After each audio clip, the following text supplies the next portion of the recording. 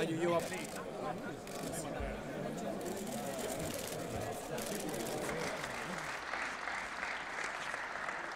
erteile nun das Wort dem Präsidenten der Kommission, Herrn José Manuel Durão Barroso, zum Bericht über die Lage der Union. Bitte, Herr Barroso. Mr. President, President of the Council, honourable members, my message to you today is this. Europe needs a new direction, and that direction cannot be based on old ideas. Europe needs a new thinking.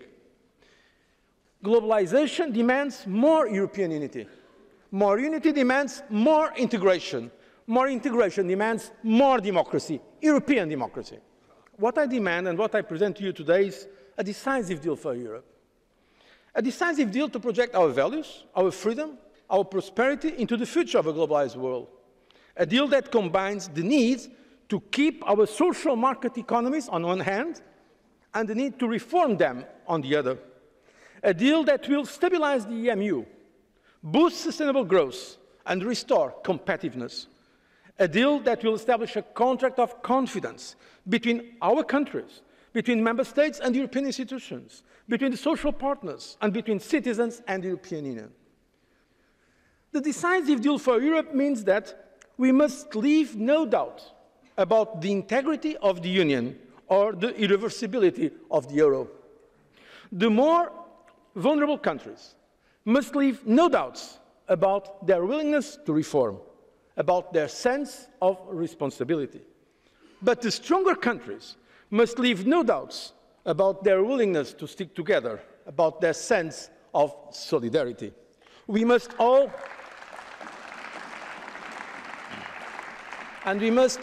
leave no doubts that we are determined to reform and to reform together. The idea that we can grow without reform or that we can prosper alone is simply false. We must recognize that we are in this together and we must resolve it together. This decisive deal requires the completion of a deep and genuine economic union based on a political union. Let's be clear, the European budget is the instrument for investment in Europe and growth in Europe. The Commission and this Parliament, indeed all pro-European forces, because most of the Member States support our proposal, must now stand together in support of the right multi-annual financial framework that will take us to 2020. And now it's come as a test of credibility to many of our Member States. I want to see if the same Member States that were all the time speaking about the need for growth and investment for growth will now support the budget for growth at European level.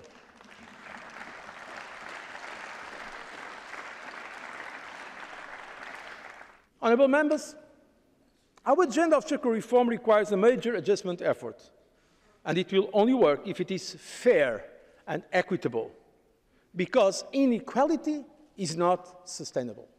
Fairness and equity means giving a chance to our young people. We are already doing a lot. And before the end of the year, the Commission will launch a youth package that will establish a youth guarantee scheme and equality framework to facilitate vocational training. Fairness and equity means also creating better and fairer taxation systems. Stopping tax fraud and tax evasion could put extra billions into the public purse across Europe. This is why the Commission will fight for an agreement on the revised Saving Tax Directive and on mandates to negotiate stronger saving tax agreements with third countries. Their completion will be a major source of legitimate tax revenues. And the Commission will continue to fight for a fair and ambitious financial transaction tax that will ensure that taxpayers benefit from the financial sector, not just that the financial sector benefits from taxpayers. And allow me to say a word on Greece. I truly believe that we have a chance this autumn to come to the turning point. If Greece banishes all doubts about its commitment to reform, but also if all the other countries banish all doubts about their determination to keep Greece in the euro area, we can do it. I believe that if Greece stands by its commitments, it should stay in the euro area as a member of the European family. Securing the stability of the euro area is our most urgent challenge. This is joint responsibility of the member states and the community institutions. The ECB cannot and will not finance governments. But when monetary policy channels are not working properly, the Commission believes that it is within the mandate of the ECB to take the necessary actions, for instance, in the secondary markets of sovereign debt. Indeed, the ECB has not only the right, but also the duty to restore the integrity of monetary policy. It is, of course, for the ECB, as an independent institution, to determine what actions to carry out and under what conditions. But all actors, and I really mean all actors, should respect the ECB's independence. We must complete the economic and monetary union. We must create a banking union and a fiscal union and the corresponding institutional and political mechanisms.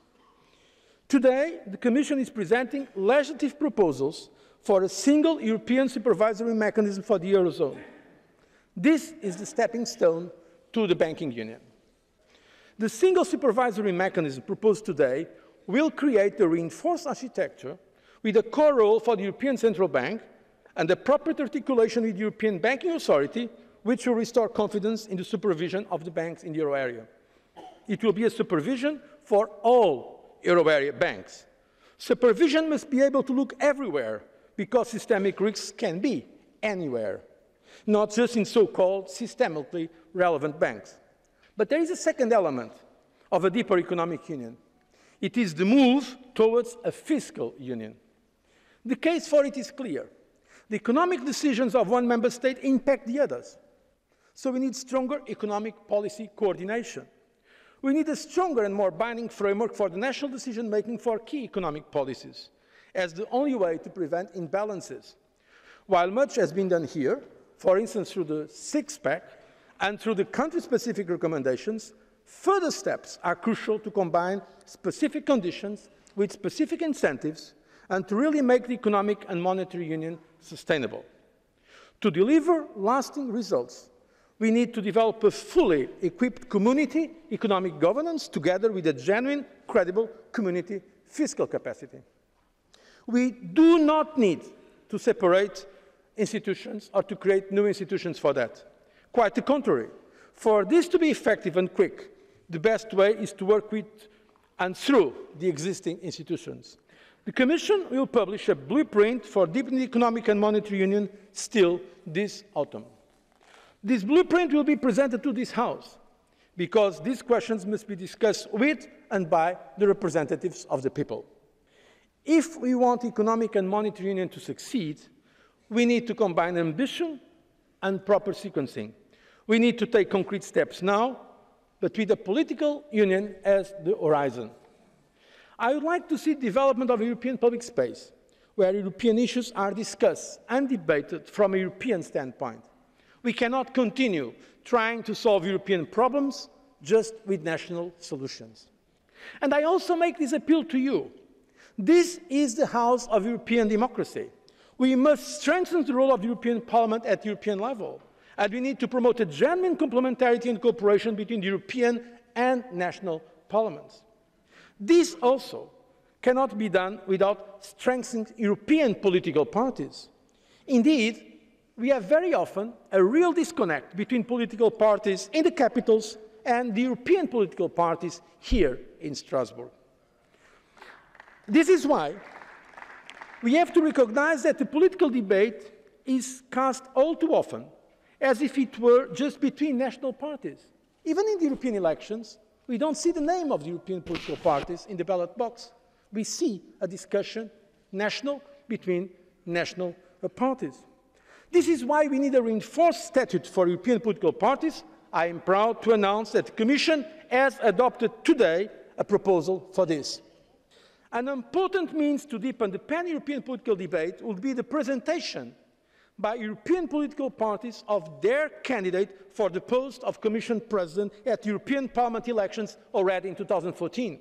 This can be done without treaty change. And this will be a decisive step to make the possibility of a European choice offered by these elections even clearer. I call on the political parties to commit to this step and thus to further Europeanize the European elections.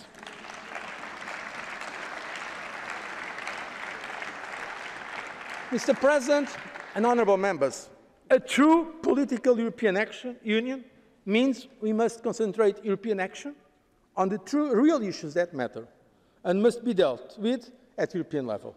Let's be frank about this. Not everything can be at the same time a priority. We need to be more selective. And here, some self-criticism probably would apply. Proper integration is about taking a fresh look at where is the most appropriate level of action. Subsidiarity is an essential democratic concept and should be practiced.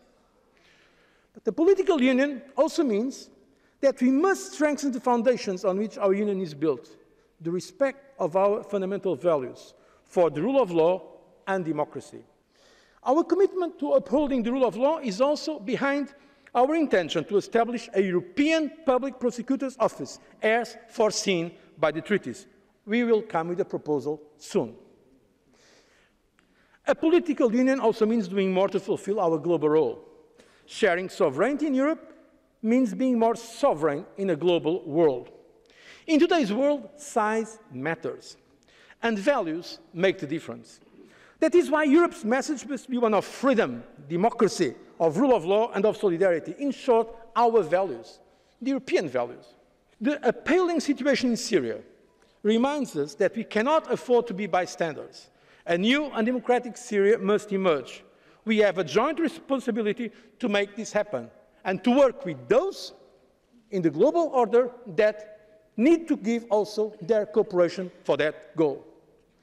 The world also needs a EU that keeps its leadership of development and humanitarian assistance, that stands by open economies and fights protectionism, that leads the fight against climate change. Today, I call for a federation of nation-states, not a superstate. A democratic federation of nation-states that can tackle our common problems through the sharing of sovereignty in a way that each country and each citizen are better equipped to control their own destiny. This is about union with the member states, not against the member states. Creating this federation of nation-states will ultimately require a new treaty. And I do not say this lightly. We are all aware how difficult treaty change has become. It has to be well prepared. Discussions on treaty change must not distract or delay us from doing what can and must be done already today. A deep and genuine and economic monetary union can be started under the current treaties, but can only be completed with changes in the treaties. So let's start it now, but let's have the horizon for the future present in our decisions of today. We must not begin with treaty change. We must identify the policies we need and the instruments to implement them. Only then can we decide on the tools that we lack and the ways to remedy this. Let me be very clear. In Europe, we need no more walls dividing us. Because the European Union is stronger as a whole in keeping the integrity of its single market, its membership, and its institutions. No one will be forced to come along, and no one will be forced to stay out. But the speed will not be dictated by the slowest or the most reluctant. This is why our proposal will be based on the existing Union and its institutions, on the community method. Let's be clear, there is only one European Union, one European Commission, one European Parliament. More democracy, more transparency, more accountability is not created by a proliferation of institutions that would render the European Union more complicated, more difficult to read, less coherent, and less capable to act. We must use the 2014 election to mobilize all pro-European forces. We must not allow the populists and the nationalists to set a negative agenda. I expect all those who call themselves Europeans to stand up and take the initiative in the debate, because even more dangerous than the skepticism of the anti-Europeans is the indifference or the pessimism of the pro-Europeans. This is our project, a project that is step by step, but with a big ambition for the future, with a federation as the horizon for Europe. I thank you for your attention.